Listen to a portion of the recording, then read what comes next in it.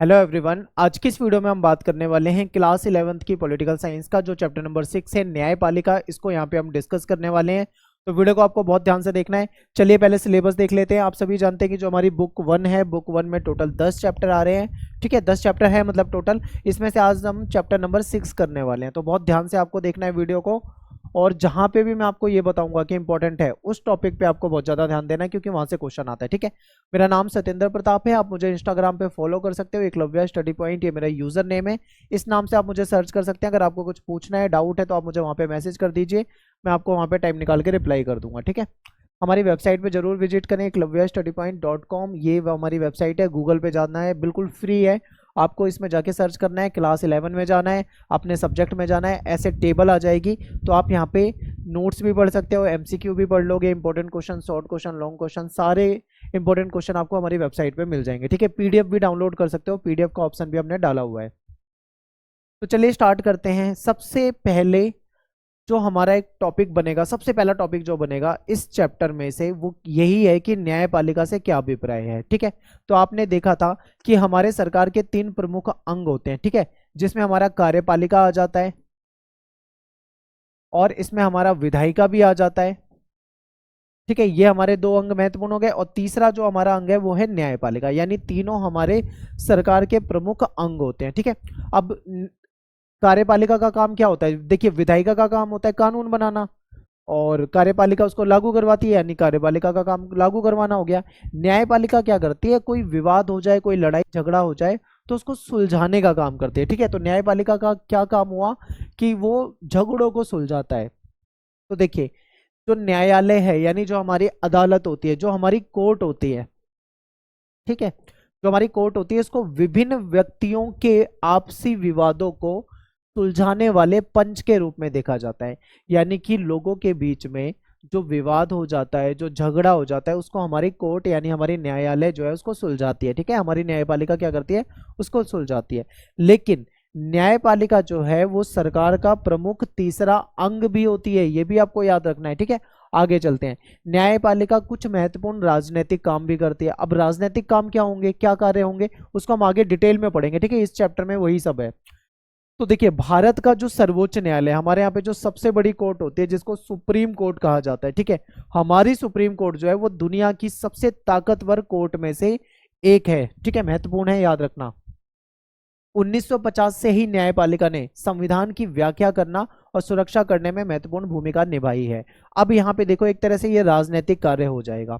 देखिए, court normally क्या काम करेगी? आप सभी के दिमाग में ये होगा कि कोर्ट होगा, कोर्ट में क्या होगा कि 2 लोगों के बीच में आपसी विवाद होगा। ठीक है, और उस विवाद को सुलझाने का काम कोर्ट करेगी, हम यही समझते हैं। लेकिन हमारी कोर्ट इसके अलावा भी बहुत काम करती है, जैसे कि संविधान की सही व्याख्या करने का काम भी हमारी कोर्ट का होता है। ठीक है, फिर सुरक्षा का कार्य भी हमारी कोर्ट का होता है। तो ये भी आपको ध्यान रखना है, यानी संविधान की सुरक्षा करना और संविधान की व्याख्या करना, ये भी हमारी न्यायपालिका काम करती है। नेक्स्ट है कि हमें स्वतंत्र न्यायपालिका क्यों चाहिए, यानी कि स्वतंत्र न्यायपालिका के क्या फायदे हैं, ऐसे भी पूछा जा सकता है। ठीक है, तो देखिए, स्वतंत्र न्यायपालिका हमको क्यों चाहिए, समझिए। देखिए, दुनिया के हर समाज में, पूरी दुनिया में किसी भी समाज की बात करो, तो वहां पे लोगों के बीच में क्या होता है? कई बार लोगों के बीच में या उनके समूहों के बीच में कभी कभी झगड़ा हो जाता है, यानी कि कोई विवाद हो जाता है। ठीक है, कभी कभी ऐसा भी हो जाता है कि लोगों के बीच में विवाद ना हो, बल्कि लोगों के समूह और सरकार के बीच में विवाद हो जाए। कई बार लोगों का विवाद सरकार से हो जाता है। ठीक है, तो ऐसे में क्या होता है? कोर्ट में मामला जाता है, और कोर्ट क्या करती है? उस मामले को सुलझाती है। ठीक है, इसलिए हमको स्वतंत्र न्यायपालिका चाहिए, ताकि लोगों के साथ इंसाफ हो सके। ठीक है, किसी के साथ कोई गलत व्यवहार हो रहा है तो उसको इंसाफ मिलेगा, तभी मिल पाएगा जब हमारी न्यायपालिका स्वतंत्र होगी। ठीक है, तो इन सभी विवादों को कानून के शासन के सिद्धांत के आधार पर एक स्वतंत्र न्यायपालिका यानी एक स्वतंत्र संस्था के द्वारा ही सुलझाया जा सकता है। अब मान लीजिए कि अगर न्यायपालिका स्वतंत्र नहीं है, उस पर कुछ चुनिंदा ताकतवर लोगों का मतलब उस पर वर्चस्व है, तो क्या आप ऐसा समझ सकते हैं कि किसी को न्याय मिलेगा? बिल्कुल भी नहीं मिलेगा। क्यों? क्योंकि ताकतवर लोगों के खिलाफ अगर कोई जाएगा तो फिर न्यायपालिका उसके साथ इंसाफ कर ही नहीं पाएगी। इसीलिए अगर कानून के शासन के सिद्धांत के अनुसार देखा जाए तो न्यायपालिका एक स्वतंत्र संस्था होनी चाहिए, तभी लोगों को न्याय मिल सकेगा। तो हमारा जो संविधान है वो हमारे देश में एक स्वतंत्र न्यायपालिका हमको प्रदान करता है। ठीक है, आगे देखिए, कानून के शासन का मतलब क्या है? हमने एक टर्म पढ़ी है, कानून का शासन। कानून का शासन का मतलब है जहां पर अमीर और गरीब के बीच में कोई भेदभाव ना हो, स्त्री और पुरुष के बीच में कोई भेदभाव ना हो, अगड़े और पिछड़े के बीच में कोई भेदभाव ना हो, सबको जहां पे समान माना जाता हो, तो उस जगह पे हम ये कहेंगे कि कानून का शासन है। यानी जहां पे किसी के साथ कोई भेदभाव ना हो, सबको बराबर अधिकार मिले हो, सबको समान माना जाता हो, जहां पे ऊंच नीच का कोई भेद ना हो, गरीबी अमीरी का कोई भेदभाव ना हो, स्त्री पुरुष के बीच में कोई भेदभाव ना हो, तो ऐसे में हम क्या कह सकते हैं कि यहाँ पे कानून का शासन है। ठीक है, आगे चलते हैं। न्यायपालिका की जो न्यायपालिका है उसकी प्रमुख कार्य कानून के शासन की रक्षा करना होता है। ठीक है, क्योंकि हमारे देश में कानून का शासन है और उसकी रक्षा करने का काम न्यायपालिका का है। अगर न्यायपालिका को लगता है कि कोई सरकार, ठीक है, गलत अपनी शक्तियों का इस्तेमाल कर रही है, तो ऐसे में न्यायपालिका सरकार को कार्य करने से रोक सकती है। ठीक है, आगे देखो, कानून की सर्वोच्चता को ही सुनिश्चित करना होता है न्यायपालिका को, और न्यायपालिका व्यक्ति के अधिकारों की रक्षा करती है। ठीक है, हमको जो कुछ मौलिक अधिकार मिले हुए हैं, जो हमने मौलिक अधिकार वाले चैप्टर में पढ़ा था, उन मौलिक अधिकारों की हमारा संविधान क्या देता है? गारंटी देता है। ठीक है, और उन मौलिक अधिकारों को लागू करवाने का काम हमारी न्यायपालिका, मतलब वैसे तो कार्यपालिका का काम होता है, लेकिन मान लो अगर कोई विवाद हो जाता है, कोई हमारे मौलिक अधिकारों का हनन करता है, तो ऐसे में न्यायपालिका हमारी रक्षा करेगी, हमारे उस मौलिक अधिकार की रक्षा करेगी और हमारे अधिकारों को लागू करवाएगी। ठीक है, आगे देखो, विवादों और झगड़ों को कानून के अनुसार सुलझाने का काम भी कौन करती है? हमारी न्यायपालिका करती है। ठीक है, न्यायपालिका ये सुनिश्चित करती है कि लोकतंत्र की जगह किसी एक व्यक्ति या किसी एक समूह की तानाशाही ना ले ले। देखो हमारे यहाँ पे क्या है, लोकतांत्रिक सरकार है, हमारे यहाँ पे लोकतंत्र होता है, तो हमारी जो न्यायपालिका है वो ये भी सुनिश्चित करती है कि कहीं ऐसा ना हो जाए हमारे यहाँ की लोकतंत्र की जगह पर कोई एक ताकतवर व्यक्ति आ जाए, यानी कोई शासक ऐसा आ जाए जो बहुत ताकतवर हो और अपनी शक्ति का दुरुपयोग करने लगे, या फिर लोगों को समूह कहीं अपना तानाशाही वाला शासन ना चलाने लग जाए। तो इसको देखने का काम भी हमारी न्यायपालिका करती है। ठीक है, इसके लिए जरूरी होता है कि न्यायपालिका किसी भी राजनीतिक दबाव से मुक्त हो, यानी अगर न्यायपालिका पे कोई भी राजनीतिक दबाव नहीं होगा, ठीक है, वो स्वतंत्र होकर अपना काम कर सकती होगी, तो ऐसे में कहीं ना कहीं वो इंसाफ कर पाएगी। ठीक है, हमारा संविधान जो है वो एक स्वतंत्र न्यायपालिका हमको प्रदान करता है। ठीक है, न्यायपालिका जो होती है वो बिना किसी दबाव के, बिना किसी डर के अपना फैसला सुना सकती है। आपने देखा होगा कई बार क्या होता है, न्यायपालिका जो होती है वो सरकारों को फटकार लगाती है। ठीक है, सरकारों को भी डांटती है, फटकार लगाती है अगर सरकार कोई गलत काम करती है तो ऐसे में क्या है, क्या पता लगता है? इससे ये पता लगता है कि हमारी न्यायपालिका स्वतंत्र है और दबाव से मुक्त है। ठीक है, उस पर कोई दबाव नहीं डाला जा सकता है। आगे चलते हैं, अगला टॉपिक है न्यायपालिका की स्वतंत्रता से क्या अभिप्राय है? न्यायपालिका की स्वतंत्र होने से क्या मतलब है, तो ये समझते हैं। बहुत इंपॉर्टेंट टॉपिक है, पेपर में क्वेश्चन आता है यहाँ से। ठीक है, देखिए, सरकार के अन्य अंग जैसे विधायिका हो गई, कार्यपालिका हो गई, ठीक है, न्यायपालिका के निर्णयों में बाधा ना पहुंचाए। यानी कहने का मतलब ये है, ठीक है, कि अगर न्यायपालिका स्वतंत्र है तो कैसे पता लगेगा? तो उसमें ये पता लगेगा कि विधायिका न्यायपालिका के काम में कोई दखलंदाजी ना करती हो, कार्यपालिका न्यायपालिका के काम में अगर कोई दखलंदाजी ना करती हो, उसके फैसले में कोई बाधा ना पहुंचा रही हो, तो ऐसे में हम क्या कह सकते हैं कि न्यायपालिका स्वतंत्र है। ठीक है, किसी भी प्रकार का कोई हस्तक्षेप कोई दूसरा अंग नहीं करेगा। न्यायपालिका का जो काम है न्याय करना, वो न्याय करेगी, लोगों के विवादों को सुलझाएगी, ना तो कार्यपालिका उसमें किसी प्रकार का अड़ंगा अटकाने की कोशिश करेगी, ना ही विधायिका। ठीक है, आगे देखो, जो न्यायाधीश होते हैं यानी जो जज होते हैं, वो बिना किसी डर के, बिना किसी भेदभाव के अपना काम कर सके, तो उसको हम कहेंगे स्वतंत्र न्यायपालिका है। अपना फैसला सुना सके बिना किसी डर, बिना किसी भेदभाव के, तो हम क्या कहेंगे कि न्यायपालिका स्वतंत्र है। ठीक है, आगे चलते हैं।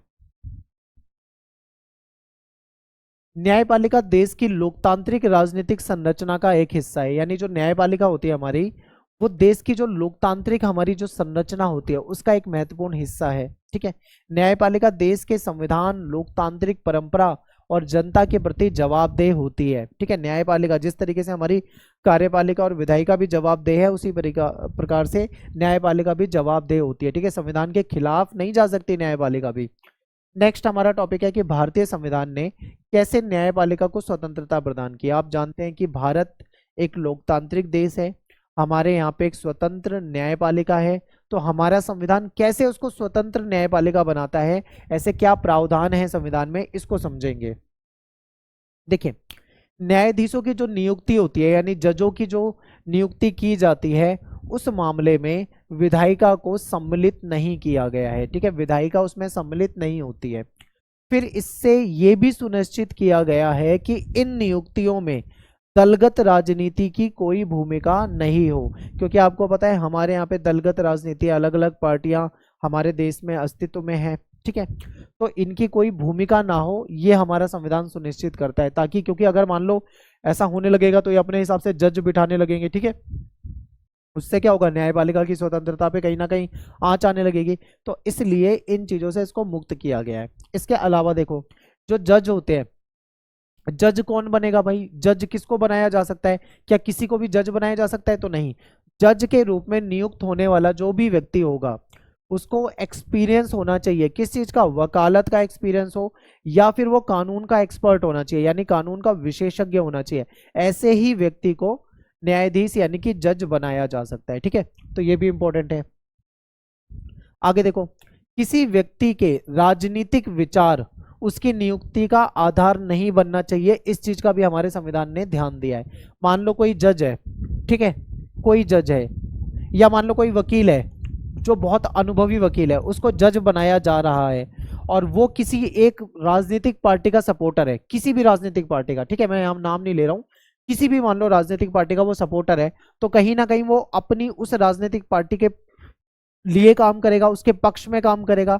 तो इसमें यह भी ध्यान रखा गया है कि किसी व्यक्ति की जो राजनीतिक विचार हैं, उसका उसकी नियुक्ति का आधार नहीं होना चाहिए, यानी उसके आधार पे उसको कभी भी नियुक्त नहीं करना चाहिए। न्यायाधीशों का जो कार्यकाल होता है, यानी जो काम करने की जो साल होते हैं, कितने साल तक कोई न्यायाधीश काम करेगा, वो भी फिक्स होते हैं, यानी कि पहले से निश्चित होते हैं। यानी कि जब तक वो रिटायरमेंट की उसकी उम्र नहीं आ जाती, यानी रिटायरमेंट होने तक वो अपने पद पर बने रह सकते हैं। ठीक है, जैसे मान लो कोई जज बना, तो उसके रिटायरमेंट की एक एज होगी, मान लो 60 साल में रिटायर हो रहा है, तो वो उस उम्र तक बना रहेगा अपने पद पे। ठीक है, लेकिन केवल विशेष स्थितियों में ही न्यायाधीश को हटाया जा सकता है। अब यहाँ पे समझिए कि अपने पद पर तब तक बना रहेगा जब तक उसकी रिटायरमेंट की उम्र नहीं आ जाती, ये हमने समझ लिया, लेकिन उसको बीच में हटाया भी जा सकता है। कब हटाया जा सकता है, विशेष परिस्थितियों में। विशेष स्थिति कब आ सकती है, जब मान लो कोई जज कोई इलीगल काम कर रहा है, संविधान का उल्लंघन कर रहा है, कुछ गलत काम कर रहा है, गलत फैसले सुना रहा है, या फिर कुछ मतलब गैर कानूनी काम कर रहा है, तो ऐसे में उस न्यायाधीश को हटाया जा सकता है। ठीक है, ये नहीं है कि फिर कोई गलत काम करता रहेगा उसको रिटायरमेंट तक उसको झेलना पड़ेगा, ऐसा नहीं चलता। ठीक है, ये भी ध्यान रखना है। इसके अलावा उनके कार्यकाल को कम नहीं किया जा सकता, ये बहुत इंपॉर्टेंट लाइन है। ठीक है, यानी उनका जो कार्यकाल है, मान लो रिटायरमेंट की उम्र तक उनको नौकरी करनी है, तो उसके उस कार्यकाल को कम नहीं किया जा सकता। ठीक है, अगर मान लो किसी की 20 साल की नौकरी बची है, तो वो 20 साल की नौकरी करेगा, उसकी उस 20 साल की नौकरी को कम करके 10 साल या 5 साल नहीं किया जा सकता है। ठीक है, ये बहुत इंपॉर्टेंट है। आगे देखो, कार्यकाल की सुरक्षा के कारण न्यायाधीश जो होते हैं वो बिना किसी डर के, बिना किसी भेदभाव के अपना काम कर पाते हैं, और संविधान में न्यायाधीशों को हटाने के लिए बहुत ही कठिन प्रक्रिया बना रखी है। ठीक है, ताकि कोई राजनीतिक पार्टी जो ताकतवर हो वो आसानी से उनको हटा ना दे, इसलिए भी इसमें क्या कर रखा है, बहुत मतलब टफ प्रोसीजर बना रखा है, आसानी से उनको नहीं हटाया जा सकता। आगे देखो, जो हमारे संविधान को बनाने वाले थे, यानी संविधान जो निर्माता थे, उनका मानना था कि जो इनको हटाने की जो प्रोसेस है, प्रक्रिया है, ठीक है, वो काफी कठिन होनी चाहिए। अगर कठिन होगी तो न्यायपालिका के सदस्यों का पद जो है वो सुरक्षित रहेगा, वरना कोई भी सरकार आके उनको हटा सकती है। ठीक है, वो आसानी से नहीं हटाया जा सकता, इसीलिए इन्होंने क्या करा है, कठोर प्रोसीजर रखा हुआ है। न्यायपालिका विधायिका या कार्यपालिका पर वित्तीय रूप से निर्भर नहीं होती। सबसे इंपॉर्टेंट पॉइंट है ये कि वित्तीय रूप से न्यायपालिका जो है ना तो वो विधायिका पे निर्भर है, ना ही वो कार्यपालिका पे निर्भर है। ठीक है, पैसों के मामले में निर्भर नहीं है, इनको सैलरी वगैरह जजों को मिलती है। ठीक है, संविधान के अनुसार न्यायाधीशों को जो सैलरी मिलेगी या उनको जो अलाउंस मिलेंगे, जो भत्ते मिलेंगे, उसके लिए विधायिका की स्वीकृति नहीं ली जाएगी, विधायिका की कोई इंपॉर्टेंस नहीं है यहाँ पे। न्यायाधीशों के कार्यों और निर्णयों की व्यक्तिगत आलोचना भी नहीं की जा सकती है। मान लो कोई कोर्ट है, कोर्ट ने कोई फैसला सुना दिया, अब उस फैसले की व्यक्तिगत आलोचना भी नहीं की जाएगी। ये भी बहुत इंपॉर्टेंट है, हमारे संविधान निर्माताओं ने बहुत सोच समझ के ये बातें रखी है संविधान के अंतर्गत, ठीक है। देखिए, यदि कोई न्यायालय की अवमानना का दोषी पाया जाता है, मान लो कोई कोर्ट की अवमानना करता है और ऐसे में उसको दोषी पाया जाता है, तो न्यायपालिका को उसे सजा देने का भी अधिकार होता है, ठीक है।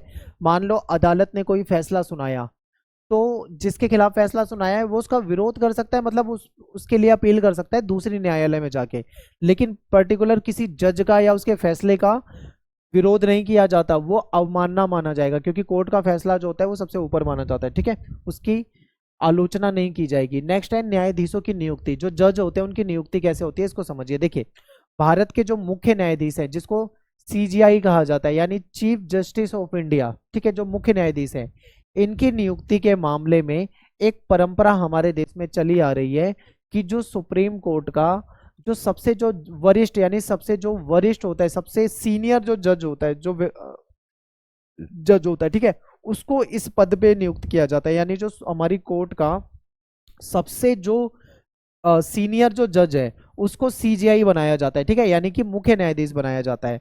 ऐसा हमारे यहाँ पे एक परंपरा चल रही है, लेकिन इस परंपरा को 2 बार तोड़ा गया है। 2 बार कब तोड़ा गया है?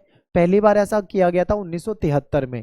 क्या हुआ था, यहाँ पे 3 वरिष्ठ न्यायाधीश थे, इन 3 वरिष्ठ न्यायाधीशों में से ही किसी को बनाना था, लेकिन उन तीनों को इग्नोर कर दिया गया, उनके बदले बना दिया गया एएन रे को, यानी न्यायमूर्ति एएन रे को उनके जगह पे मुख्य न्यायाधीश बना दिया गया, जो कि उस परंपरा के खिलाफ था। अब दूसरा मामला देखो, सन 1975 में न्यायमूर्ति एच.आर. खन्ना जो थे, इनके स्थान पे न्यायमूर्ति एम.एच. बेग की नियुक्ति की गई, यानी इनको बनाना था लेकिन इनको नहीं बनाया गया, इनके बदले में इनको बना दिया गया, ठीक है। तो यहाँ पे क्या पता लगता है कि जो वरिष्ठ जो जज होते हैं उनको सीजीआई बनाया जाता है। 2 बार इस जो परंपरा है इसका उल्लंघन भी किया गया है, ठीक है। आगे चलते हैं। राष्ट्रपति जो है वो सर्वोच्च न्यायालय और उच्च न्यायालय के अन्य न्यायाधीशों की नियुक्ति, यानी राष्ट्रपति जो है वो सुप्रीम कोर्ट और जो हाई कोर्ट है उसके न्यायाधीशों की नियुक्ति करते हैं, लेकिन किसकी सलाह पे? तो भारत के जो मुख्य न्यायाधीश होते हैं उसकी सलाह पे करते हैं, ठीक है। यानी जो सीजीआई है ये बहुत इंपॉर्टेंट है, चीफ जस्टिस ऑफ इंडिया, इनकी सलाह लेता है, कौन लेता है? हमारा प्रेसिडेंट लेता है, यानी जो राष्ट्रपति हैं वो इनकी सलाह लेते हैं और इनकी सलाह पर जो सुप्रीम कोर्ट हो गए या जो हाई कोर्ट हो गए उनके जजों की नियुक्ति करते हैं, ठीक है। इसका मतलब क्या हुआ? इसका मतलब ये हुआ कि नियुक्तियों के संबंध में असली जो शक्ति है वो कहीं ना कहीं मंत्री परिषद वगैरह के पास होती है, ठीक है। इंपॉर्टेंट है, आगे चलते हैं। सन 1982 से 1998 के बीच में ये विषय बार बार सुप्रीम कोर्ट के सामने आया कि शुरू में न्यायालय का विचार ये था कि मुख्य न्यायाधीश की भूमिका पूरी तरह से सलाहकार की है। शुरू में मतलब ये बात आई थी कि भाई जो सीजीआई होते हैं इनकी जो भूमिका है वो सलाहकार की है, यानी ये सलाह देंगे, ठीक है, प्रेसिडेंट को ये सलाह देंगे। लेकिन बाद में कोर्ट ने ऐसा माना कि मुख्य न्यायाधीश की जो सलाह है वो राष्ट्रपति को जरूर माननी चाहिए, ठीक है। यानी पहले उनकी भूमिका थी कि वो सलाहकार हैं, सलाह दे सकते हैं, लेकिन बाद में ये कंपलसरी कर दिया कि अगर सलाह किसी के, मतलब जैसे मान लो किसी का नाम बताया है सीजीआई ने कि इस व्यक्ति को, फलाने व्यक्ति को बना दिया जाए जज, ठीक है, प्रेसिडेंट को सलाह दी गई है, तो अब प्रेसिडेंट उसी व्यक्ति को बनाएगा। क्यों बनाएगा? क्योंकि ये मान लिया गया है कोर्ट के द्वारा कि सलाह माननी जरूरी है, ठीक है। फिर अंततः क्या होता है कि जो सर्वोच्च न्यायालय है उसने एक नई व्यवस्था अपनाई। नई व्यवस्था क्या है? इसके अनुसार सर्वोच्च न्यायालय का मुख्य न्यायाधीश यानी जो सीजीआई है, चीफ जस्टिस ऑफ इंडिया, और उनके अलावा अन्य 4 वरिष्ठ जज, इनकी सलाह से कुछ नाम प्रस्तावित किए जाएंगे और राष्ट्रपति उसमें से नियुक्ति करेगा, ठीक है। अब यहाँ पे समझो, यहाँ पे एक नई चीज आ गई। पहले क्या होता था, जो चीफ जस्टिस ऑफ इंडिया है वो सलाह देगा, किसको सलाह देगा भाई? प्रेसिडेंट को, यानी राष्ट्रपति को सलाह देगा, ठीक है, राष्ट्रपति को सलाह देगा और राष्ट्रपति उसके हिसाब से उस सलाह को मानते हुए नियुक्ति करेगा, ठीक है। लेकिन अब बाद में क्या किया गया, सीजीआई तो होंगे, उनके साथ में 4 वरिष्ठ जज होंगे, यानी 4 और सीनियर जज होंगे, वरिष्ठ जज होंगे, ये मिलकर सलाह देंगे प्रेसिडेंट को, यानी कुछ नाम देंगे, जैसे मान लो 3 व्यक्ति हैं ABC, अब इनमें से जज बनाना है, ठीक है, ये नाम देंगे, फिर राष्ट्रपति उनमें से ही उन्हीं में से किसी को जज बनाएगा, ठीक है, मतलब उसकी नियुक्ति उस हिसाब से होगी। तो इस प्रकार से होता है। यहाँ पे क्या हो गया, अब सामूहिकता का सिद्धांत हो गया, यानी कि कई सारे लोग मिलकर नाम को सजेस्ट कर रहे हैं। तो इस प्रकार सर्वोच्च न्यायालय ने नियुक्तियों की सिफारिश के संबंध में सामूहिकता का सिद्धांत स्थापित किया, यानी कोई एक व्यक्ति सलाह नहीं दे रहा, पहले क्या था, CGI सलाह दे रहा था प्रेसिडेंट को, ठीक है, अब ऐसा नहीं, अब CGI तो होंगे प्लस में 4 वरिष्ठ जज भी होंगे, यानी कई सारे लोगों को मिलके सलाह दे रहे हैं। तो यहाँ पे कौन सा सिद्धांत आ गया, सामूहिकता का सिद्धांत आ गया, ठीक है।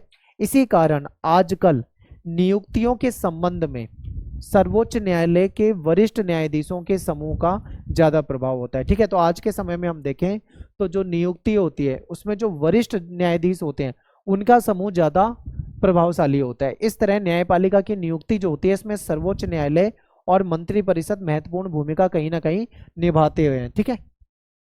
आगे चलते हैं। अब ये तो हो गया भाई कैसे उनकी नियुक्ति की जाती है, लेकिन मान लो किसी न्यायाधीश को अगर उसके पद से हटाना हुआ तो उसके पद से उसको कैसे हटाया जा सकता है, ये इंपॉर्टेंट है, ठीक है। तो चलिए देखते हैं कैसे हटाया जाता है। तो इसके लिए एक प्रोसेस होती है, एक प्रक्रिया होती है, जो कि प्रक्रिया बहुत मुश्किल होती है, बहुत ही टफ प्रक्रिया होती है, आसानी से इनको हटाया नहीं जा सकता है, ठीक है। चलिए समझते हैं। देखिए, सुप्रीम कोर्ट और हाई कोर्ट के जो न्यायाधीश होते हैं उनको पद से हटाना बहुत मुश्किल होता है, टफ होता है। अगर मान लो किसी ने कोई कदाचार किया है, कदाचार का मतलब है अपनी शक्तियों का दुरुपयोग करना, यानी उनको जो पावर मिली हुई है उसका उन्होंने गलत इस्तेमाल करा, संविधान का उल्लंघन करा, ठीक है, या फिर कोई भी इलीगल काम करा। अगर ये चीज साबित हो जाता है, यानी कदाचार साबित होता है, या फिर अयोग्यता की दशा, मान लो कोई अयोग्य है, उसके योग्य ही नहीं था, तो तब उनको हटाया जा सकता है, ठीक है। न्यायाधीशों के विरुद्ध आरोपों पर संसद के एक विशेष बहुमत की स्वीकृति जरूरी होती है, यानी उनको हटाने में संसद का बहुत महत्वपूर्ण रोल होता है। जब तक संसद के सदस्यों में आम सहमति नहीं बन जाएगी कि किसी जज को हटाया जाना है या नहीं हटाया जाना है, तब तक इनको नहीं हटाया जा सकता है, ठीक है। जहां उनकी नियुक्ति के मामले में कार्यपालिका इंपॉर्टेंट होती थी, वहीं पे उनको हटाने की शक्ति जो होती है वो विधायिका के पास होती है, यानी संसद इनको भर्ती नहीं कर रही थी, लेकिन संसद इनको हटाने का काम करती है, ठीक है, यानी हटाने में संसद की भूमिका महत्वपूर्ण है। इसके द्वारा सुनिश्चित किया गया है कि न्यायपालिका की स्वतंत्रता बची रहे और शक्ति संतुलन भी बना रहे, ठीक है। समझते हैं आगे। अब तक संसद के पास किसी न्यायाधीश को हटाने का केवल एक ही प्रस्ताव आया है, ठीक है। इस मामले में 2/3 सदस्यों ने प्रस्ताव के पक्ष में मत दिया कि हाँ भाई हटा देना चाहिए, लेकिन फिर भी न्यायाधीश को नहीं हटाया जा सका। क्यों? क्योंकि जो सदन है उसकी जो टोटल संख्या है उसका बहुमत नहीं मिल पाया था। अगर टोटल संख्या का बहुमत मिल जाता तो उसको हटाना आसान था, लेकिन नहीं मिल पाया, इसलिए इनको हटाया नहीं जा सका, ठीक है। आगे देखो ये कब हुआ था, तो देखिए सन 1991 में पहली बार संसद के 108 सदस्यों ने सुप्रीम कोर्ट के जो जज हैं उनको हटाने के लिए प्रस्ताव पे हस्ताक्षर करे थे, यानी पहली बार 108 जो सांसद थे उन्होंने सिग्नेचर करे थे कि भाई जज को हटा देना चाहिए। कौन से जज थे? उनका नाम था रामास्वामी, ठीक है, वी रामास्वामी। इन पे आरोप क्या था? आरोप ये था कि इन्होंने पंजाब और हरियाणा के जो उच्च न्यायालय के मुख्य न्यायाधीश हैं, यानी पंजाब हरियाणा के जो हाई कोर्ट के जो मेन जज थे, उनके रूप में इन्होंने वित्तीय अनियमितता की है, यानी कि उनके रूप में इन्होंने काम करा था और वित्तीय अनियमितता की है। इसका मतलब है कि कुछ पैसों का हेरफेर करा है, यानी कोई घोटाला करा है। संसद ने इन्हें हटाने की प्रक्रिया शुरू कर दी। इसके 1 वर्ष बाद 1992 में सुप्रीम कोर्ट के न्यायाधीशों की एक उच्च स्तरीय जांच समिति ने, जो न्यायमूर्ति रामास्वामी थे, इनको पंजाब और हरियाणा के जो मामला था उसमें, ठीक है, उसमें ये पाया कि इन्होंने कहीं ना कहीं सार्वजनिक, यानी जो पैसा था, ठीक है, उसको निजी उद्देश्य में, यानी जो सरकारी पैसा था उसको खुद के खर्चे में इन्होंने इस्तेमाल किया है और संवैधानिक नियमों को इन्होंने धज्जियां उड़ाई है, ठीक है, जिस कारण से कहीं ना कहीं जानबूझ के इन्होंने अपने पद का गलत इस्तेमाल करा है। और ये चीजें थी और ये आरोप जो थे ये बहुत कठोर थे। संसद में महाभियोग लाया गया था, लेकिन महाभियोग सिद्ध नहीं हुआ, ठीक है। यानी किसी जज को या प्रेसिडेंट को हटाने की जो प्रोसेस होती है उसको महाभियोग कहा जाता है, ठीक है। संसद में इनके खिलाफ महाभियोग लाया गया, लेकिन उनको उतना बहुमत नहीं मिल पाया जितने बहुमत की आवश्यकता थी, इसलिए इनको हटाया नहीं जा सका। जबकि ये चीज साबित हो गई थी कि इन्होंने गलत काम करा है, ये चीज साबित हो चुकी थी कि इन्होंने पैसे का दुरुपयोग करा है, ठीक है, लेकिन फिर भी उनको नहीं हटाया जा सका। तो सोचो कितनी टफ प्रोसीजर है, कितनी मुश्किल प्रक्रिया है किसी जज को हटाना की, ठीक है। जज को आसानी से हटाया नहीं जा सकता है। अगला टॉपिक देखो, न्यायपालिका की संरचना। तो हमारे भारत में न्यायपालिका की संरचना जो है वो पिरामिड शेप में होती है, ठीक है, ऐसी संरचना होती है। इसका मतलब क्या है, सबसे ऊपर हमारी जो कोर्ट होती है उसको सुप्रीम कोर्ट बोलते हैं, उससे नीचे जो कोर्ट होती है उसको हाई कोर्ट बोलते हैं, उससे नीचे जो कोर्ट होती है उसको जिला कोर्ट यानी डिस्ट्रिक्ट कोर्ट बोलते हैं, सबसे नीचे जो कोर्ट होती है उसको बोलते हैं अधीनस्थ न्यायालय यानी सब ऑर्डिनेट कोर्ट। तो इस प्रकार से हमारे यहाँ पे क्या है, कोर्ट होती है, ठीक है, पूरा एक स्ट्रक्चर होता है। सबसे ऊपर सुप्रीम कोर्ट है। अब देखो ये हमारा सुप्रीम कोर्ट है, ठीक है, ये हाई कोर्ट है, ये डिस्ट्रिक्ट कोर्ट है और ये सब ऑर्डिनेट कोर्ट है, ठीक है। समझते हैं, देखो भारत का सर्वोच्च न्यायालय सबसे बड़ा न्यायालय, इसके फैसले जो हैं सभी अदालत को मान्य होंगे। यानी सुप्रीम कोर्ट ने कोई फैसला लिया तो सारी अदालत उस फैसले को मानेगी। सिंपल है। आगे देखो, ये उच्च न्यायालय के न्यायाधीशों का तबादला कर सकता है, यानी कि सुप्रीम कोर्ट जो है हाई कोर्ट के जो न्यायाधीश होते हैं, जज होते हैं, उसका ट्रांसफर कर सकते हैं, तबादला कर सकते हैं, ठीक है, एक जगह से दूसरी जगह। ये किसी अदालत का मुकदमा अपने पास मंगवा सकते हैं, यानी कि इन तीनों में से किसी भी अदालत का मुकदमा अपने पास मंगवा सकते हैं सुप्रीम कोर्ट चाहे तो। ये किसी एक उच्च न्यायालय में चल रहे मुकदमे को दूसरे उच्च न्यायालय में भिजवा सकते हैं। मान लो किसी हाई कोर्ट में कोई मुकदमा चल रहा है, इनको लगता है कि भाई वहाँ पे कुछ गलत हो रहा है, वहाँ पे फैसला सही नहीं सुनाया जा सकता, तो वो उसको दूसरे हाई कोर्ट में ट्रांसफर कर सकते हैं, ठीक है। ये तो हो गया सुप्रीम कोर्ट, सबसे बड़ी कोर्ट है और इसका फैसला सबको मानना होगा। सुप्रीम कोर्ट ने जो फैसला सुना दिया वो सबको मानना होगा, कोई इसके खिलाफ नहीं जा सकता। अब बात करते हैं दूसरी अदालत जो हमारी हाई कोर्ट होती है। हाई कोर्ट से निचली अदालत होती है डिस्ट्रिक्ट और ये सब ऑर्डिनेट कोर्ट। तो देखो निचली अदालत के फैसले पर की गई अपील की सुनवाई, मान लो किसी का डिस्ट्रिक्ट कोर्ट में कोई केस चल रहा है, ठीक है, केस चल रहा है, डिस्ट्रिक्ट कोर्ट ने कोई फैसला सुनाया, उसमें वो केस हार गया, तो वो आगे अपील कर सकता है हाई कोर्ट में, यानी और हाई कोर्ट उस अपील पे सुनवाई कर सकती है कि भाई हम इस केस को लेंगे या नहीं लेंगे। आगे देखो, मौलिक अधिकारों को बहाल करने के लिए रिट जारी करना। अब ये रिट जो है हाई कोर्ट भी जारी कर सकती है और ये रिट सुप्रीम कोर्ट भी जारी कर सकती है, ठीक है, ये हमने मौलिक अधिकार के चैप्टर में पढ़ा हुआ है। फिर राज्य के क्षेत्राधिकार में आने वाले मुकदमों का निपटारा करना, यानी जो राज्य के क्षेत्राधिकार में जो भी मुकदमे आते हैं, जो भी केस आते हैं, उसका निपटारा जो है वो ये हाई कोर्ट करती है। अपने से जो नीचे की अदालत होती है उस पर कंट्रोल भी करती है और उस पर नजर भी रखती है, ठीक है। अब जिला अदालत की बात करते हैं। तो मान लो कोई जिला है, कोई डिस्ट्रिक्ट है, डिस्ट्रिक्ट में जो मुकदमे चल रहे हैं उसकी सुनवाई ये करेगी। निचली अदालत यानी इससे निचली जो अदालत है उसका फैसले पे अगर कोई फैसला हुआ है तो उस पर सुनवाई कर सकती है याचिका आने पे, ठीक है। गंभीर किस्म के जो आपराधिक मामले होते हैं उस पर फैसला सुनाती है डिस्ट्रिक्ट कोर्ट। और जो सबसे निचली अदालत है ये फौजदारी और दीवानी जो किस्म के मुकदमे होते हैं इस पे विचार करती है। तो ये हमारा कोर्ट का पूरा एक सिस्टम होता है, इस तरीके से चलता है, ठीक है। अब दीवानी और फौजदारी जो मुकदमे होते हैं उसमें क्या होता है, दीवानी यानी सिविल। सिविल मामला क्या है, मान लो किसी का अधिकार को लेकर जो प्रॉपर्टी होता है उसका ट्रांसफर करना, ठीक है, या संपत्ति पैसे का ट्रांसफर करना, अधिकारों के हनन को लेकर पारिवारिक विवाद लड़ाई झगड़ा जो हो जाता है, ये सिविल के मामले होते हैं। फौजदारी में क्या होते हैं, इसमें आते हैं क्रिमिनल, जैसे मान लो कोई मर्डर हो गया, कोई लड़ाई झगड़ा दंगा हो गया, कोई डकैती हो गई, कोई बलात्कार हो गया, कोई हमला हो गया, ठीक है, जाली नोट बनाना, ये सब आपराधिक में आते हैं यानी अपराध वाले मामले में आते हैं। अब मान लो कोई दो सेम परिवार में रहने वाले लोग हैं, परिवार में आपस में किसी बात को लेकर विवाद हो गया, ठीक है, आपस में लड़ाई झगड़ा हो गया, चाहे मान लो प्रॉपर्टी को लेके विवाद हो गया या कुछ, तो वो क्रिमिनल में नहीं माना जाएगा, वो जाएगा दीवानी में, ठीक है, यानी सिविल मामला माना जाता है, तो उसके लिए अलग होता है। फिर भारत का सर्वोच्च न्यायालय दुनिया के सबसे शक्तिशाली न्यायालय में, यानी हमारा सुप्रीम कोर्ट सबसे ताकतवर कोर्ट है, संविधान के द्वारा तय की गई सीमा के अंदर काम करता है। ये सर्वोच्च न्यायालय के कार्य और उत्तरदायित्व जो है संविधान में दर्ज है, यानी हमारे सुप्रीम कोर्ट की जो जिम्मेदारियां हैं, जो भी उसके काम है वो हमारे संविधान में पहले से दर्ज है, ठीक है।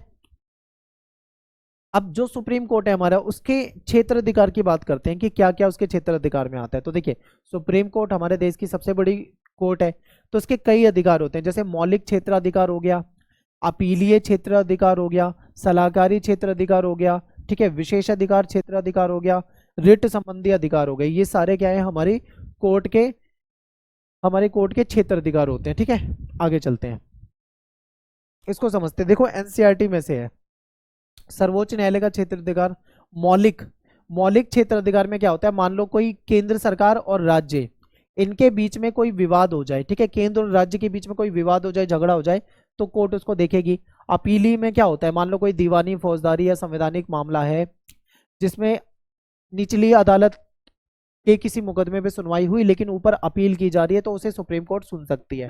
फिर सलाहकार, क्योंकि सुप्रीम कोर्ट जो है वो सलाहकार की भूमिका भी निभाती है, यानी कि जनहित के मामलों में, कानून के मसले में राष्ट्रपति को सलाह देने का काम भी हमारी कोर्ट का होता है। मान लो किसी आदमी का मौलिक अधिकार का हनन हो रहा है तो रिट जारी करने का काम भी जो होता है वो हमारी सुप्रीम कोर्ट का होता है। विशेष अधिकार की बात करें तो हमारी जो देश के जो भूमि है उसमें किसी अदालत के द्वारा कोई भी मामला है या कोई भी फैसला दिया गया है तो उसको स्पेशल लीग पिटीशन के तहत की गई अपील पर सुनवाई करने की शक्ति है सुप्रीम कोर्ट। मान लो किसी भी अदालत में कोई भी मामला चल रहा है, अगर वो अपील करते हैं सुप्रीम कोर्ट में तो सुप्रीम कोर्ट उस पर सुनवाई कर सकती है। तो ये सब हमारी सुप्रीम कोर्ट के क्षेत्राधिकार होते हैं, ठीक है। अब बात करते हैं, यहाँ पे टॉपिक है हमारा मौलिक क्षेत्राधिकार, यानी कि जो सुप्रीम कोर्ट हमारी है, सर्वोच्च न्यायालय जो हमारी है, उसका जो मौलिक क्षेत्राधिकार है उसको समझते हैं। यानी कि कुछ इंपॉर्टेंट पॉइंट यहाँ से बनेंगे जो कि आपके पेपर में पूछे जाते हैं, ठीक है। तो समझते हैं, देखिए कुछ मुकदमे ऐसे होते हैं, ठीक है, जिसकी सुनवाई डायरेक्ट सुप्रीम कोर्ट कर सकता है। यानी कि कुछ ऐसे मुकदमे हैं, ऐसे कुछ केस हो सकते हैं जिसको डायरेक्ट सुप्रीम कोर्ट अपने पास मंगा सकती है, ठीक है।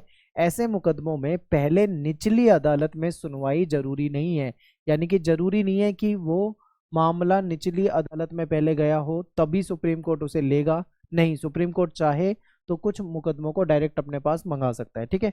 इसके आगे देखो, संघीय संबंधों से जुड़े मुकदमे सीधे सर्वोच्च न्यायालय में जाते हैं, यानी जो केंद्र से रिलेटेड जो मुद्दे होते हैं, जो भी मुकदमे होते हैं वो सीधा कहाँ चले जाते हैं, सुप्रीम कोर्ट में चले जाते हैं।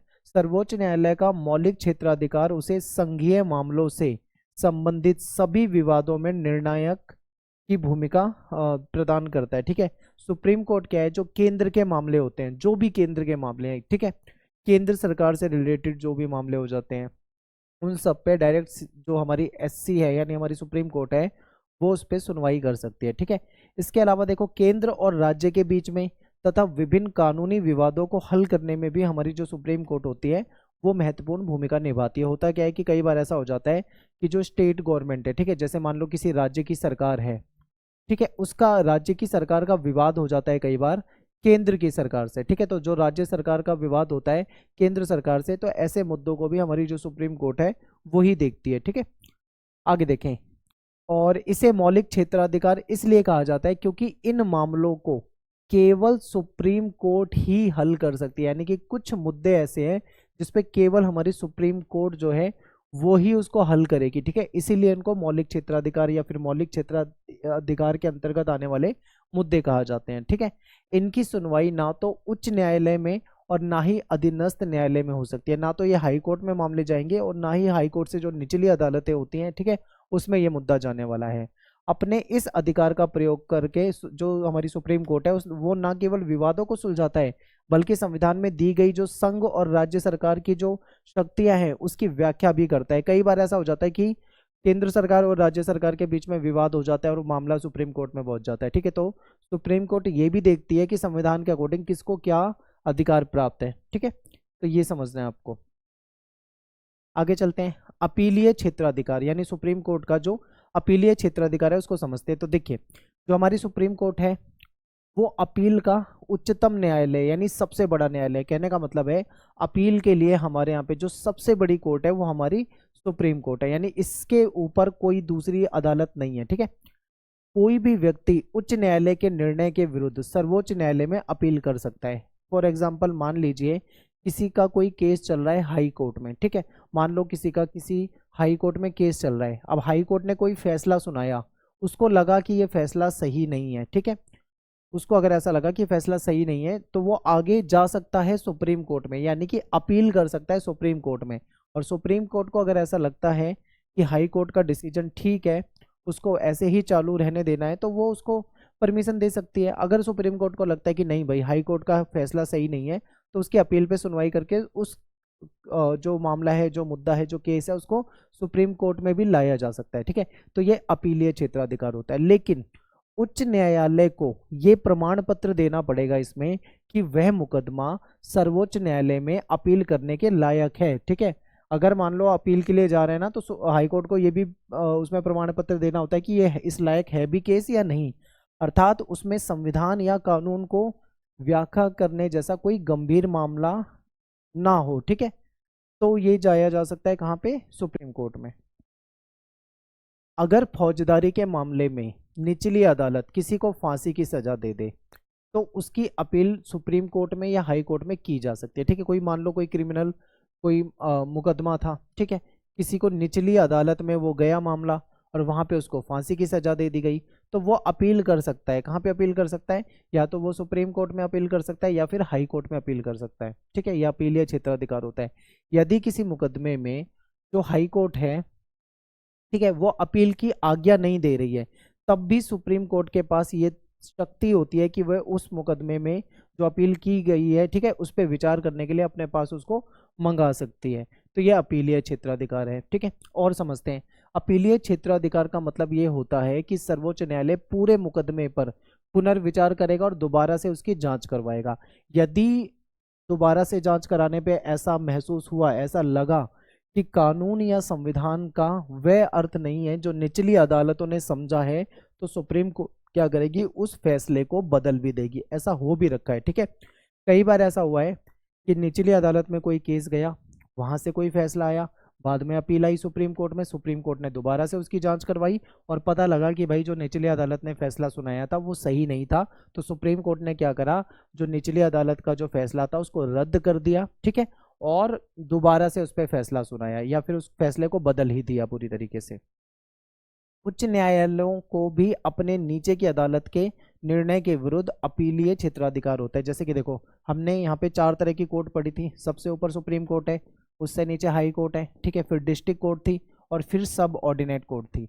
ये हमने इस तरीके से पूरा एक पिरामिड पढ़ा था, अगर आपको याद हो, हमने इस तरीके से पढ़ा था। ठीक है, अब मान लो कि निचली अदालत है, यहाँ पे कोई केस है, ठीक है, तो डिस्ट्रिक्ट कोर्ट जो है उससे ऊपर की अदालत है, तो डिस्ट्रिक्ट कोर्ट क्या कर सकती है?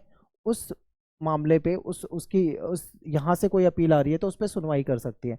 ऐसे ही जो डिस्ट्रिक्ट कोर्ट का कोई मामला है, मुकदमा है, तो हाई कोर्ट भी उस पर अपील को सुन सकती है। ठीक है, तो मतलब अपने से जो निचली अदालतें होती है तो कोर्ट उसके जो अपील आती है उसको सुन सकती है। ठीक है, ये भी अपीलीय क्षेत्राधिकार के अंतर्गत ही आता है। नेक्स्ट है हमारा रिट संबंधित क्षेत्राधिकार। मौलिक अधिकारों के उल्लंघन पर कोई भी व्यक्ति इंसाफ पाने के लिए सीधे सर्वोच्च न्यायालय में जा सकता है। ठीक है, रिट हमने पढ़ा था, मौलिक अधिकार वाला चैप्टर था, मैंने आपको बताया था कि अगर कोई भी व्यक्ति किसी के मौलिक अधिकारों का हनन करता है तो वो कहाँ पे जा सकता है? वो या तो हाई कोर्ट में जा सकता है या फिर वो सुप्रीम कोर्ट में जा सकता है। ऐसे में हाई कोर्ट और सुप्रीम कोर्ट क्या करेंगे? उसके मौलिक अधिकारों को वापस उसको दिलाने के लिए, लागू कराने के लिए रिट जारी करते हैं, जो कि 5 प्रकार की रिट होती है। और इन रिट के बारे में हमने चैप्टर नंबर 2 में पढ़ा था। ठीक है, आगे चलते हैं। सर्वोच्च न्यायालय अपने विशेष आदेश, यानी जो रिट होता है जिसको विशेष आदेश कहा जाता है, वो दे सकता है। ठीक है, और हाई कोर्ट की बात करें तो हाई कोर्ट भी रिट जारी कर सकता है। ठीक है, चाहे तो सुप्रीम कोर्ट में चला जाए, चाहे तो हाई कोर्ट में चला जाए, व्यक्ति कहीं भी जा सकता है अगर उसके मौलिक अधिकारों का उल्लंघन होता है तो। अब देखो, जिस व्यक्ति के मौलिक अधिकारों का उल्लंघन हुआ है उसके पास ऑप्शन है कि वो चाहे तो हाई कोर्ट में जाए या फिर वो सीधा सुप्रीम कोर्ट में जा सकता है। फिर वहां पे रिट जारी होते हैं और रिट के माध्यम से जो हमारी न्यायालय होती है, हमारी जो कोर्ट होती है, वो कार्यपालिका को आदेश देती है कि इसके मौलिक अधिकारों को लागू करवाया जाए। ठीक है, फिर है सलाहकारी क्षेत्राधिकार। अब सुप्रीम कोर्ट, हम कोर्ट के बारे में क्या सोचते हैं कि कोर्ट क्या करती है? लोगों को इंसाफ देती है, न्याय देती है, ठीक है, उनके झगड़ों को सुलझाती है, यही हमने सुना था। लेकिन कोर्ट हमारी सलाहकार वाली भूमिका भी निभाती है, यानी कि जो हमारी न्यायपालिका है वो सलाहकारी भूमिका भी निभाती है। कैसे निभाती है देखते हैं। सुप्रीम कोर्ट यानी जो हमारी सर्वोच्च न्यायालय है, इसके पास परामर्श संबंधी क्षेत्राधिकार भी है, यानी वो परामर्श भी कर सकती है, यानी कि सलाह भी दे सकती है। इसके अनुसार भारत का जो राष्ट्रपति है, ठीक है, वो लोकहित यानी जनता हित में या संविधान की व्याख्या से रिलेटेड किसी विषय को सर्वोच्च न्यायालय के पास परामर्श के लिए भेज सकता है। देखिए सरकार भी क्या करती है, सरकारें जो होती हैं, जब मान लो कोई सरकार है वो कोई नया कानून बनाना चाह रही है, ठीक है, कानून बनाना चाह रही है, मान लो सरकार कानून बना दे और बाद में कानून बनने के बाद उस पर कोई विवाद हो जाए कानून में और पता लगे कि भाई उस कानून में कुछ गड़बड़ी है, ठीक है, जो नया कानून सरकार ने ला दिया है उसमें कुछ गड़बड़ी है, तो बाद में कोर्ट उसको रद्द भी कर सकती है। तो बाद में कोर्ट में वो मामला ना फंसे, उस पर कोई विवाद ना हो, इसलिए सरकार कानून बनाने से पहले भी उसकी कानूनी जांच करवा लेती है कि कोई पेच फंस तो नहीं जाएगा फ्यूचर में, कहीं इस पर कोई विवाद तो नहीं हो जाएगा, तो उस पर भी सलाह ली जाती है, ठीक है। तो ये जो कोर्ट होती है वो सलाह का भी काम करती है। आगे देखो, लेकिन ना तो सर्वोच्च न्यायालय ऐसे किसी विषय पर सलाह देने के लिए बाध्य है, यहाँ पे एक सबसे इंपॉर्टेंट पॉइंट, वो मजबूर नहीं है, ठीक है, कोर्ट जो है वो मजबूर नहीं है कि उसको सलाह देनी ही होगी, सलाहकार की भूमिका निभाती है, ठीक है, लेकिन मजबूर नहीं होती, कोई बंदिश नहीं होती, और ना ही राष्ट्रपति न्यायालय की सलाह मानने को, ठीक है, मजबूर होता है। राष्ट्रपति को भी कोई मजबूरी नहीं है, अगर मान लो उसने कोई कानूनी सलाह लेनी है, उसने सलाह दी, ठीक है, कोर्ट ने सलाह दी, तो जरूरी नहीं है राष्ट्रपति भी उसको मानेगा ही, ठीक है, यानी कि कहने का मतलब क्या है, यहाँ पे किसी भी प्रकार की कोई बाधा यहाँ पे नहीं है, ठीक है। फिर सर्वोच्च न्यायालय के परामर्श देने की शक्ति की उपयोगिता क्या है, ये आपके मन में क्वेश्चन आएगा जब आपने ये सुना कि सुप्रीम कोर्ट भी कोई मजबूर नहीं है कि उसको सलाह देनी ही है और राष्ट्रपति भी कोई मजबूर नहीं है कि उसको सलाह माननी ही है। जब ये दोनों ही जगह ये कंडीशन है तो आखिर इसकी सलाह वाली जो ये जो शक्ति है इसका इसकी उपयोगिता ही क्या रह गई, परामर्श देने वाली जो शक्ति है इसका क्या महत्व रह गया। तो देखिए इससे सरकार को छूट मिल जाती है। फायदा क्या, इससे सरकार को छूट मिल जाती है कि किसी महत्वपूर्ण मसले पर कार्रवाई करने से पहले वो अदालत की कानूनी राय जान ले, इसके बाद में कानूनी विवाद से बचा सकता है, ठीक है। जैसा मैंने आपको स्टार्टिंग में बताया, सरकार को यहाँ पे एक मौका मिल जाता है कि कोई भी मामला हुआ तो वो कोर्ट से सलाह ले सकती है, कोर्ट, ठीक है, कोर्ट से सलाह ले सकती है, कोर्ट सलाह दे नहीं दे रही है तो बात अलग है, इससे बाद में कोई कानूनी विवाद नहीं होगा, तो इससे एक बेनिफिट तो ये हो ही जाता है। फिर क्या है कि सुप्रीम कोर्ट जो है उसकी सलाह मानकर सरकार अपने प्रस्तावित निर्णय या विधेयक में समुचित संशोधन कर सकती है, ठीक है। अगर मान लो सुप्रीम कोर्ट ने कोई सलाह दी, सरकार को लगा हाँ भाई ये सलाह सही है, कानूनी विवाद से बचा जा सकता है, तो सरकार चाहे तो उस चीज़ को क्या कर सकती है, अपने विधेयक में, ठीक है, संशोधित कर सकती है, यानी कि उसके हिसाब से बदलाव कर सकती है। लास्ट हमारा जो इसका पॉइंट है वो है विशेषाधिकार क्षेत्राधिकार, यानी कुछ विशेष क्षेत्राधिकार भी है जो कि हमारी सुप्रीम कोर्ट के पास है, उसको देखते हैं। तो देखिए भारतीय भूभाग यानी जो भारत की जमीन है उसकी किसी भी अदालत के द्वारा पारित मामले, मान लो पूरे देश में किसी भी अदालत ने कोई मामला पारित कर दिया है या कोई फैसला दे दिया है, तो स्पेशल लेख पिटीशन के तहत की गई अपील पर सुनवाई करने की शक्ति सुप्रीम कोर्ट के पास होती है, ठीक है। मान लो पूरे देश में कोई भी कोर्ट हो, चाहे वो सब ऑर्डिनेट कोर्ट हो, चाहे वो डिस्ट्रिक्ट कोर्ट हो, चाहे वो हाई कोर्ट हो, ठीक है, मान लो इन तीनों प्रकार की कोर्ट में से पूरे देश में किसी भी कोर्ट ने कोई फैसला सुना दिया है, तो सुप्रीम कोर्ट उस फैसले पे स्पेशल जो लेख पिटीशन है उसके तहत कार्रवाई कर सकती है, ठीक है। अगर कोई अपील आई है तो उस पर कार्रवाई कर सकती है। यहाँ पे हमारा ये टॉपिक खत्म हो जाता है। अब एक बहुत इंपॉर्टेंट टॉपिक है जो मैं आपको बताऊं, यहाँ से क्वेश्चन बहुत ज़्यादा पूछा जाता है। मैं इस टॉपिक को मोस्ट इंपॉर्टेंट क्वेश्चन मान के चल रहा हूँ क्योंकि यहाँ से ज़्यादातर क्या होता है हमारे पेपर में क्वेश्चन आता है। तो न्यायिक सक्रियता जो है ना, ये बहुत इंपॉर्टेंट टॉपिक है, आपको याद रखना है, यहाँ से क्वेश्चन आता है। तो चलिए समझते हैं ये होता क्या है। सबसे पहला इसी के तहत एक टॉपिक आ जाता है जनहित याचिका, ठीक है, बहुत सिंपल टॉपिक है जनहित याचिका। तो ये जनहित याचिका क्या होता है इसे समझते हैं। देखिए नॉर्मली कोई व्यक्ति कोर्ट में कब जाता है, ठीक है, मान लो आपको कभी कोर्ट में जाना पड़ जाए तो आप कब जाओगे। कोई भी व्यक्ति कोर्ट में क्यों जाएगा और कब जाएगा, इसलिए जाएगा क्योंकि मान लो किसी के साथ कोई अन्याय हुआ है, ठीक है, कोई लड़ाई झगड़ा या कुछ मतलब गलत हो गया है, तब न्याय के लिए क्या करते हैं हम कोर्ट में जाते हैं, केस करते हैं, मुकदमा करते हैं, ठीक है। ये तो एक कंडीशन होती है। इसमें कौन जाता है, इसमें जो भी व्यक्ति जाता है कोर्ट में वो होता है पीड़ित, ठीक है, यानी विक्टिम होता है। जब किसी व्यक्ति को कोई समस्या होती है, कुछ गलत उसके साथ होता है, तब वो कोर्ट में जाता है, ठीक है, केस करता है, केस लेकर कोर्ट में जाता है, यानी वो पीड़ित होता है, उसके साथ समस्या है। अगर मान लो कोई ऐसा व्यक्ति है जिसको कोई समस्या नहीं है, वो पीड़ित नहीं है, वो फिर भी कोर्ट में जाए तो इसको क्या कहा जाएगा, तो यही जनहित याचिका है।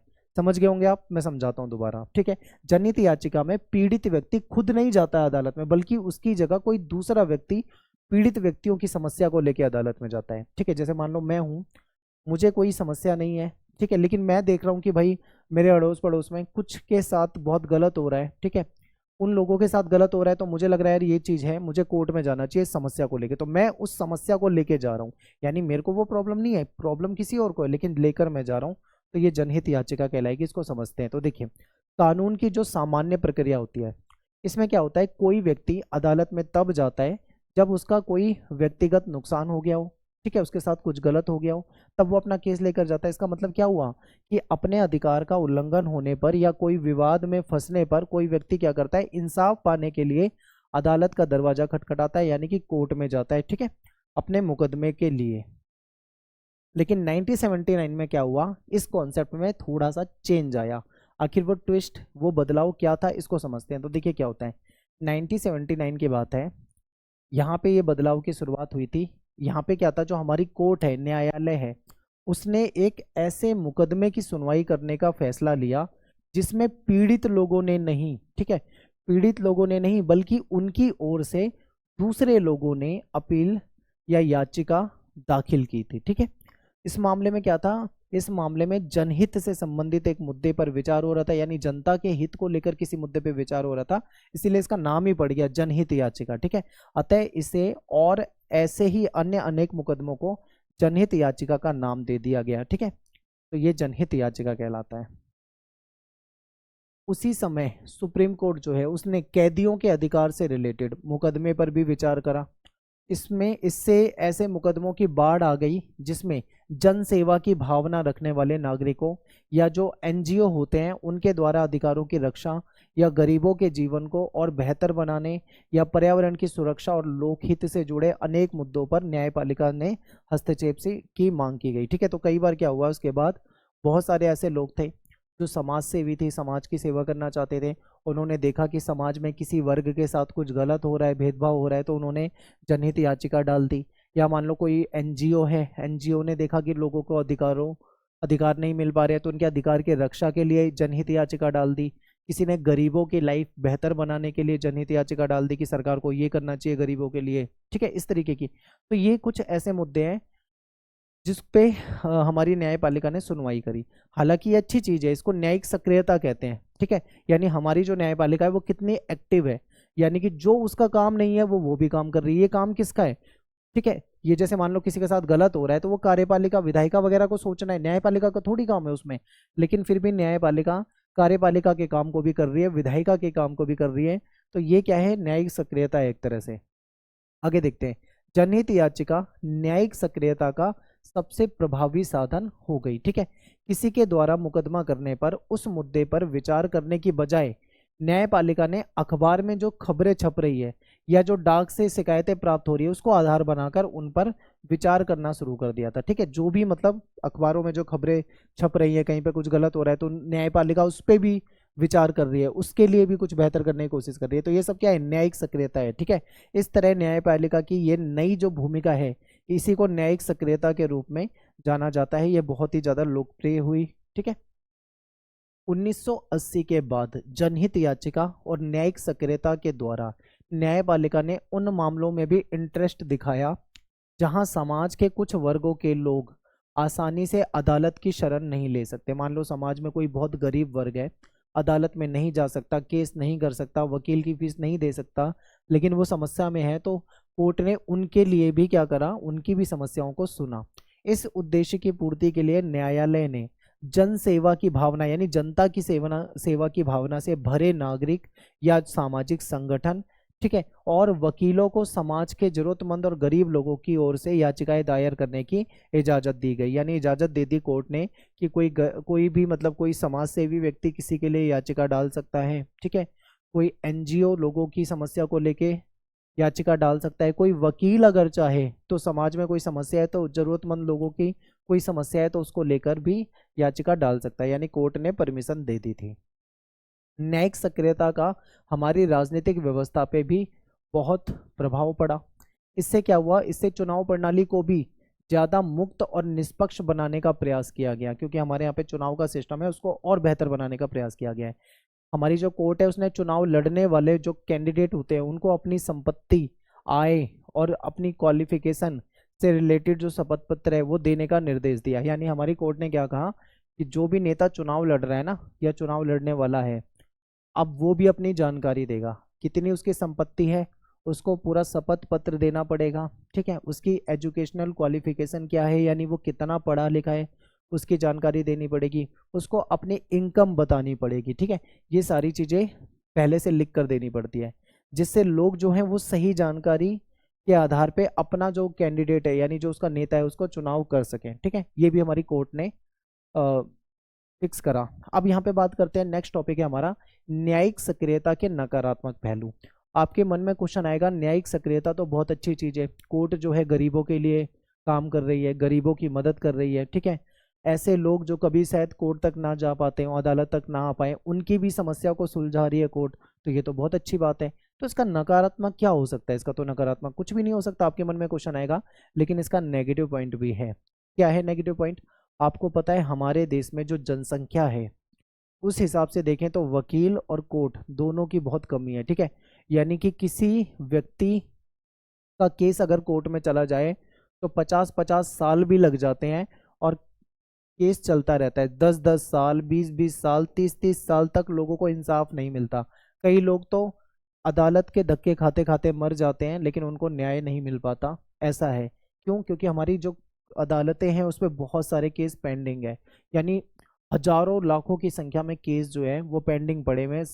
हमारी जो न्यायपालिका है वो उस काम को ही नहीं कर पा रही है क्योंकि उतने संसाधन नहीं है, उतनी कोर्ट नहीं है हमारे यहाँ पे। ठीक है, लेकिन उसके बावजूद अगर न्यायपालिका और भी काम जो कि कार्यपालिका या विधायिका को करने चाहिए, वो सरकार के काम है, वो कोर्ट के काम नहीं है, लेकिन वो मजबूरन सरकार उस काम को नहीं कर रही है, तब जाके कोर्ट को वो काम करना पड़ रहा है। ठीक है, तो इस तरीके से क्या होता है, न्यायपालिका के ऊपर बोझ पड़ता है। इसको समझते हैं। तो देखिए, इससे क्या होता है, जो हमारी जो अदालत है उसके ऊपर काम का बोझ बढ़ जाता है। न्यायिक सक्रियता से विधायिका और कार्यपालिका और न्यायपालिका के कार्यों के बीच में अंतर धुंधला हो जाता है। क्यों? क्योंकि जो काम कार्यपालिका को करना है या विधायिका को करना है वो काम ये हमारी न्यायपालिका कर रही है, तो फिर फर्क ही क्या रह गया? जब काम उनका इनको करना पड़ रहा है तो उनके बीच में क्या फर्क है? तो ये एक नुकसानदायक है। फिर न्यायालय उन समस्याओं में उलझ गया है जिसे कार्यपालिका को हल करना है, यानी जो काम हमारी सरकारों को करना है, हमारी कार्यपालिका को करना है या फिर हमारी विधायिका को भी जो काम करना है, उस काम में न्यायपालिका को उलझना पड़ रहा है। तो ये भी एक बेकार बात है। एग्जाम्पल आपके सामने है, मान लो वायु या ध्वनि प्रदूषण है, अब इसको दूर करने का काम कौन करेगा? क्या हमारी अदालत करेगी? अदालत का काम है? नहीं। मान लो बहुत ज़्यादा भ्रष्टाचार है, तो भ्रष्टाचार के मामले की जांच कौन करेगा? खुद से सोचो, क्या अदालत करेगी? ये भी उसका काम नहीं है। चुनाव में सुधार करवाना है तो क्या न्यायपालिका के ये काम है? बिल्कुल भी न्यायपालिका के काम नहीं है, लेकिन फिर भी न्यायपालिका को करना पड़ता है। क्यों? क्योंकि विधायिका की देखरेख में प्रशासन को करना चाहिए था ये काम, और जो कि ये नहीं कर पा रहे हैं, ना इसको विधायिका कर पा रही है ना कार्यपालिका कर पा रही है, तो जबरन कहीं ना कहीं मजबूरन मजबूरन आप कह लो कि न्यायपालिका को इसे देखना पड़ रहा है। ठीक है, तो ये नेगेटिव पॉइंट है। अगला टॉपिक है न्यायिक पुनरावलोकन। देखिए, ये भी मोस्ट इंपोर्टेंट क्वेश्चन है। ठीक है, इसे मैं मोस्ट इंपोर्टेंट क्वेश्चन कह रहा हूँ।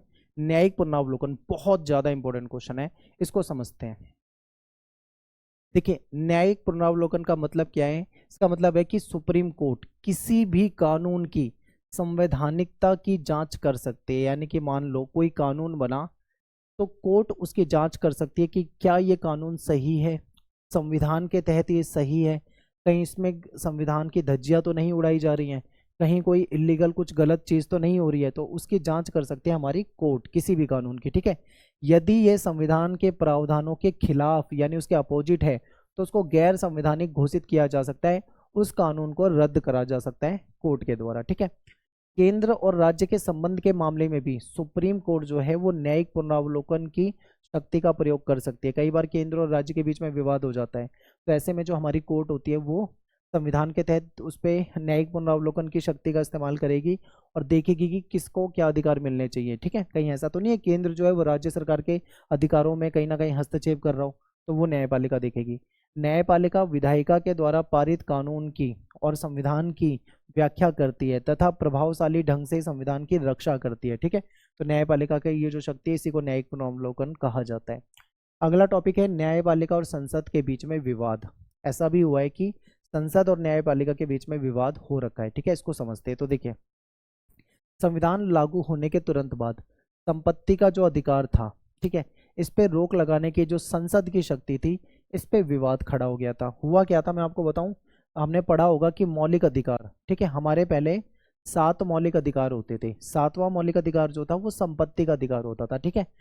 संपत्ति के अधिकार को हमारी सरकार ने क्या करा, इसको कैंसिल करके मौलिक अधिकारों से वहां से हटाया गया, इसको सामान्य कानूनी अधिकार बना दिया, यानी मौलिक अधिकार में कटौती कर दी। तो इसको लेकर, क्योंकि संसद ने ऐसा करा था, तो इसको लेकर न्यायपालिका और संसद के बीच में हो जाता है विवाद, ठीक है।